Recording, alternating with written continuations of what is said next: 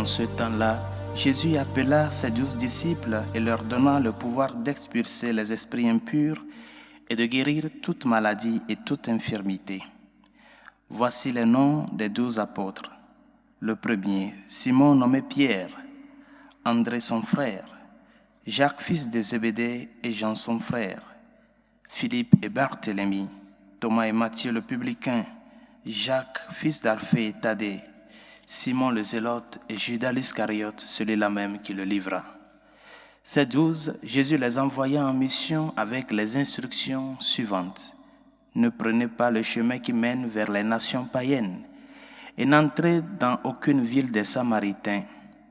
Allez plutôt vers les brebis perdues de la maison d'Israël. Sur votre route, proclamez que le royaume des cieux est tout proche. Acclamons la parole de Dieu. Louange à toi, Seigneur Jésus. Allez plutôt vers les brebis perdues de la maison d'Israël. Bien chers amis, nous venons d'écouter l'évangile de l'élection des 12.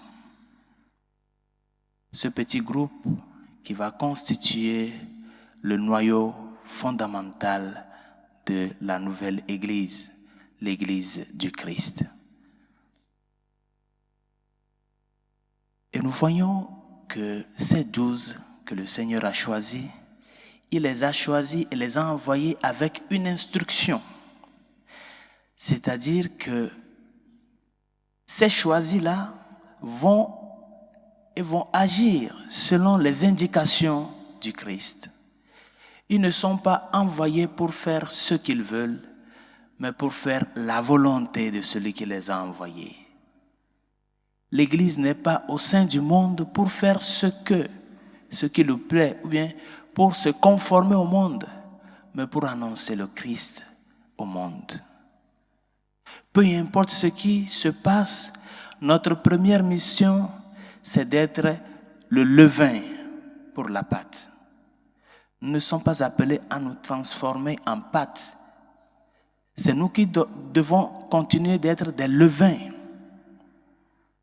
Par conséquent, il y a une mission qui nous est assignée. Le Christ n'est pas un prophète solitaire.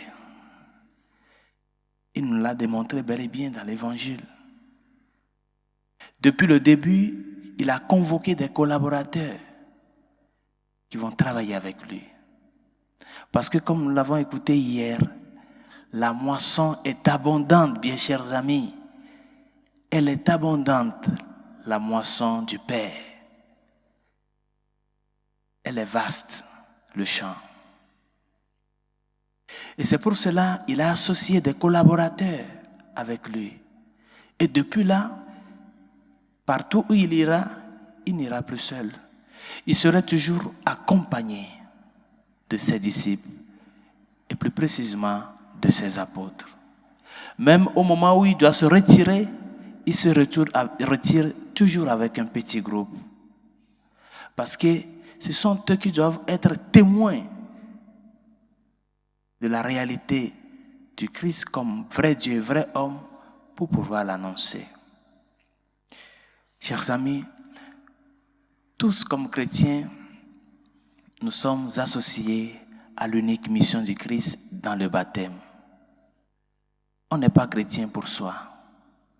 On est chrétien pour les autres. Ça là, ne l'oubliez pas. On est chrétien pour les autres. Être chrétien n'est pas une promotion sociale. Non. Ce n'est pas un confort. Bien que nous sommes des fils de roi, nous jubilons de cette dignité royale. Cela implique une mission. On est chrétien pour les autres. Nous sommes des disciples missionnaires par conséquent, chers amis. Et le Seigneur ne nous envoie pas à Hong Kong pour aller annoncer. Il ne t'envoie pas dans un confin là très loin de ta terre. Pour le moment, le Seigneur te dit, démontre à ces personnes-là qui passent à tes côtés au jour le jour ce que je suis. Montre-leur mon amour comme je l'ai manifesté envers toi. Missionnaires de proximité, bien chers amis, ne pensons pas à des choses grandioses. Nous avons la mission à notre côté, dans ta propre maison, dans ta propre famille. C'est de là qu'il faut commencer, la mission de proximité. Comme il a demandé aux apôtres, allez vers les brebis perdues d'Israël. Ce n'est pas que le fait que le Seigneur dit n'entrez pas dans telle ville, n'entrez pas dans les nations païennes, ce n'est pas que le Seigneur est en train de nier sa prédication à cela. Il y a un ordre qu'il faut suivre. Si ces personnes qui sont à tes côtés là, la vie que tu mènes avec eux, comment tu vis les vertus théologales, la foi, l'espérance, la charité, comment tu l'exprimes dans ta vie de tous les jours envers tes enfants, ton mari, ta femme, tes collègues de travail, quelqu'un qui est un peu pris, il te demande, tu peux me jeter un coup de main? Comment est-ce que tu arrives à t'ouvrir pour pouvoir porter cette aide à la personne? Ces petites choses, c'est là commence l'évangélisation, mes chers amis. C'est là commence l'évangélisation. Demandons au Seigneur de nous aider à ce que nous soyons vraiment ces missionnaires de proximité. Ne pensons pas à des grandes missions, parce que du moment où nous parviendrons à accomplir ces missions de proximité-là, ces personnes-là aussi se transforment en missionnaires. Et la chaîne continue. La chaîne continue. Toi et moi, est-ce que nous avons connu les apôtres? Les 12, est-ce que nous les avons vus un jour? Non. C'est à travers ce canal-là, de transmission en transmission, que la foi nous est parvenue. Toi aussi, commence là où tu es, à semer ce grain d'espérance et de l'évangile du Christ, afin que ces âmes-là qui reçoivent le message se transforment par la grâce de Dieu.